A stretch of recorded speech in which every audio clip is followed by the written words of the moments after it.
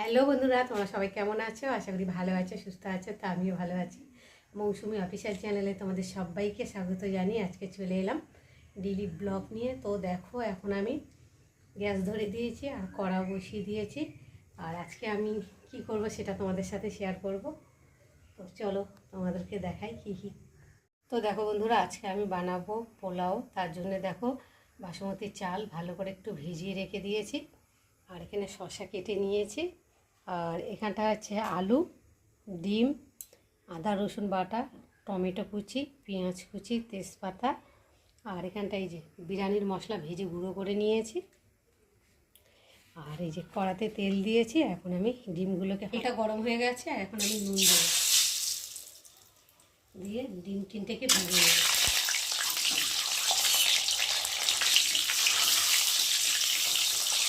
এবার দিয়ে দেবো একটু হলুদ গুঁড়ো,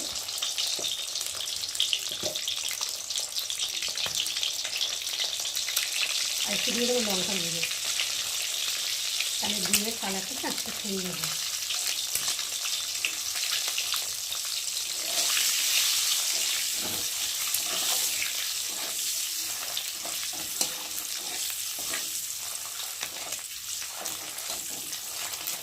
এত ডিমগুলো বেশ হালকা হালকা করে ভেজে নিয়েছি। কালারটা দেখেছো? গুঁড়ো লঙ্কার একটু হলুদ দিয়ে দিলে না ডিমের কালারটা খুব সুন্দর হয়। দিয়ে আর এখন আমি ডিমটাকে তুলে নেব।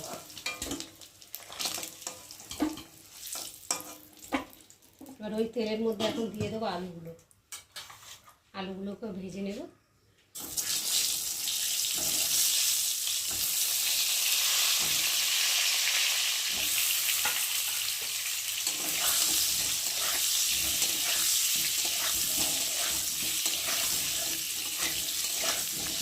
আলুগুলোকে প্রথমে অল্প করে সেদ্ধ করে নিয়েছি।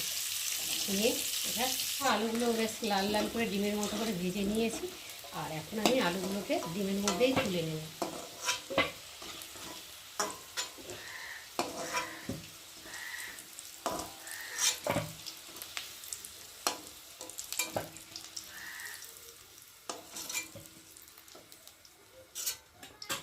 দেখো, ডিম আর আলু ভেজে নিয়েছি। আর এখন কড়াতে তেল আছে, তেলের মধ্যে এখন দিয়ে দেবো তেজপাতা, আর দিয়ে দেবো গোটা গরম মশলা।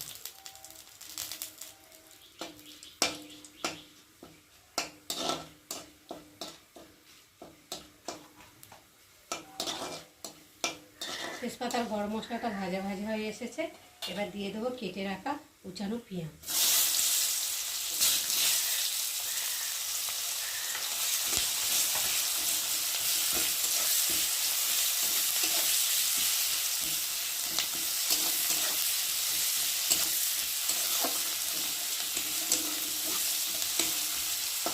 এবার দিয়ে দেবো আদা বাটা, রসুন বাটা।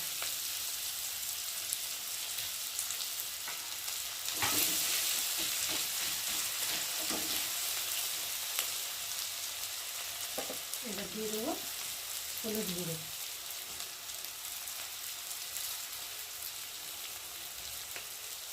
দিয়ে দেবো একটা টমেটো কুচি। দিয়ে দেবো স্বাদ অনুযায়ী নুন, হলুদ গুঁড়ো, সরি, লঙ্কার গুঁড়ো।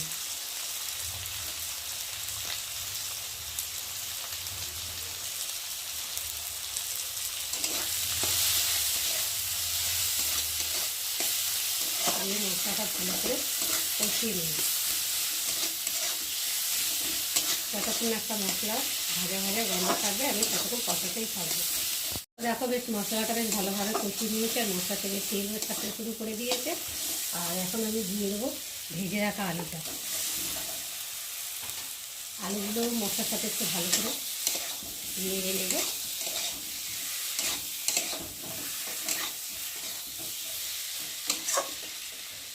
এবার দিয়ে দেবো ভিজিয়ে রাখা চালগুলো।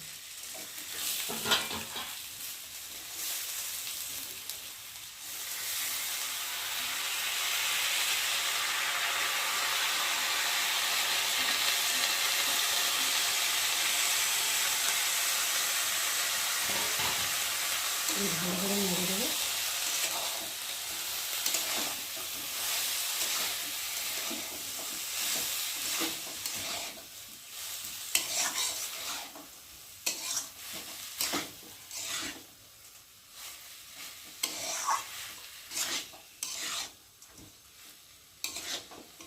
তো দেখো ভালো করে একটু নেড়ে চেড়ে নিলাম, নিয়ে আর এখন আমি পরিমাণ মতো জল দিয়ে দেবো।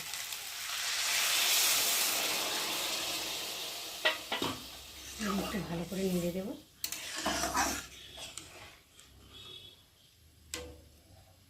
দিয়ে আর উপর দিয়ে চিনি দিয়ে দেবো।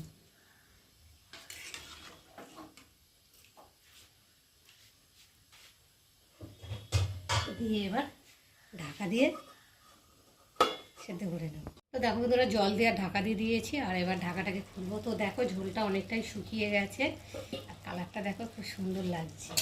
একটু নেড়ে দেবো।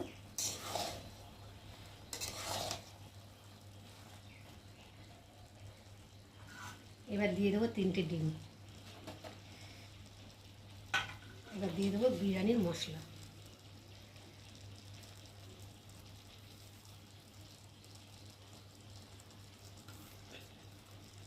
দিয়ে একটু ভালো করে নেড়ে দেবো।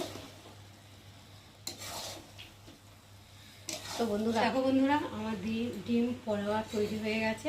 আর কেমন হয়েছে তোমরা কিন্তু অবশ্যই কমেন্ট করবে, আর ভালো লাগলে লাইক করো, শেয়ার করো। আর কেমন হয়েছে খাওয়ার সময় সেটাই তোমাদের সাথে টেস্ট করে বলবো। দেখো বন্ধুরা চলে এলাম ডিমের পোলাও বানিয়ে নিয়ে, আর এখন খাওয়া হবে। তো দেখো এক করা হয়েছে দেখতে পাচ্ছ, আর এটা রয়েছে শসা। আর এখন একে একে বেড়ে নেব, মেয়েকে খেতে দেবো। মেয়ে খেয়ে বলবে কেমন হয়েছে, তারপর তোমাদের সাথে শেয়ার করবো। কালারটা দেখো না, খুব সুন্দর হয়েছে। দেখ আর দেবো শসা দিই।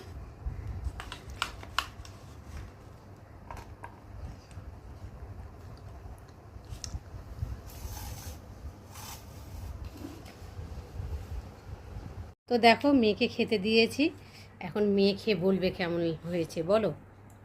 তো গাইস দেখো ডিমের পোলাও বানিয়েছে, আর এত টেস্টি হয়েছে না গাইস, পুরো বিরিয়ানির মতো লাগছে।